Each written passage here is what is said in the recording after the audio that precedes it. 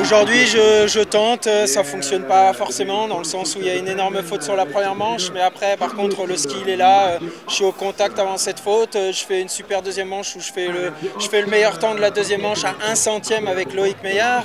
Donc voilà, c'est extrêmement serré et puis surtout, il y a du positif dans le sens où ça faisait très longtemps que j'étais pas au contact avec les meilleurs dans cette discipline, que ce soit dans une manche ou dans l'autre. Là, clairement, je sais où je peux aller chercher du temps, il suffit de faire 2 manches pleines sans erreur. Et on pourra espérer encore meilleur.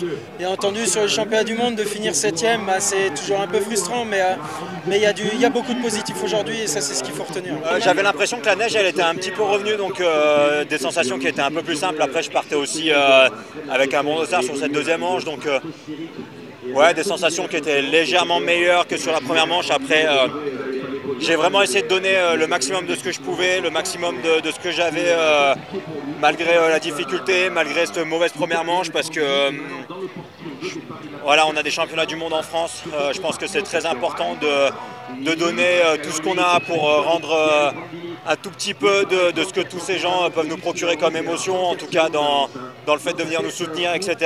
C'est juste un moment qui est incroyable. Donc, j'ai vraiment essayé de me remobiliser, que ce soit sur la première manche malgré les fautes et sur la deuxième manche pour essayer de faire la meilleure deuxième manche possible. Voilà, malheureusement ça remonte pas, mais je finis 2 manches et voilà, c'est comme ça, c'est la vie, il faut savoir l'accepter et puis on va retourner bosser pour revenir sur les avant-postes.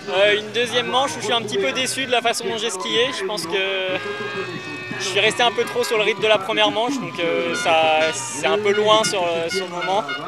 Voilà, il y avait moyen de faire mieux et je fais 2-3 erreurs dans le mur qui me coûtent cher. Mais bon, ça reste quand même une expérience incroyable et des bons moments que j'ai vécu en tout cas. Ah, c'est une très belle piste, hein, il y a de la pente, il y a de l'ombre, ça c'est un peu le souci, mais ça va, c'est une super piste, vraiment. C'est une piste digne d'un championnat du monde, je pense. La première, pas facile, franchement, c'était un combat physique, tout dans l'ombre. Mais j'ai serré les dents, c'était pas forcément le meilleur ski que j'ai produit de la saison, mais après c'est normal, c'est une première, c'est jamais facile. Je suis content, c'est que j'ai eu la chance de faire quand même une deuxième manche qui m'a beaucoup plus ressemblé, même au niveau du chrono, je suis content. Donc là, c'est vraiment en passant l'arrivée de la deuxième manche que j'ai relâché la pression et que je me suis dit ça y est, c'est fait, t'as produit du bon ski, tu peux être fier de toi. J'essayais d'être le plus comme je suis d'habitude. Voilà. Après, un peu eu du mal à me relâcher, à plus s'engager, on va dire. Mais ouais, les 2 manches, j'ai réussi à me ressembler, à gérer mon temps comme d'habitude, à pas forcément regarder ce qui se passait autour de moi. Vraiment être avec mon technicien, les coachs et c'est tout. Maintenant slalom, donc ça va être un peu différent. Le slalom, c'est une discipline où j'ai eu plus de difficultés cette année, beaucoup plus de difficultés. C'est pas ma discipline la plus forte et surtout en plus, c'est certainement l'une des disciplines que je vais arrêter. Donc dans le sens où je vais m'orienter probablement de plus en plus vers la descente et il est probable que ce soit l'un de mes derniers slaloms de ma carrière. Ouais.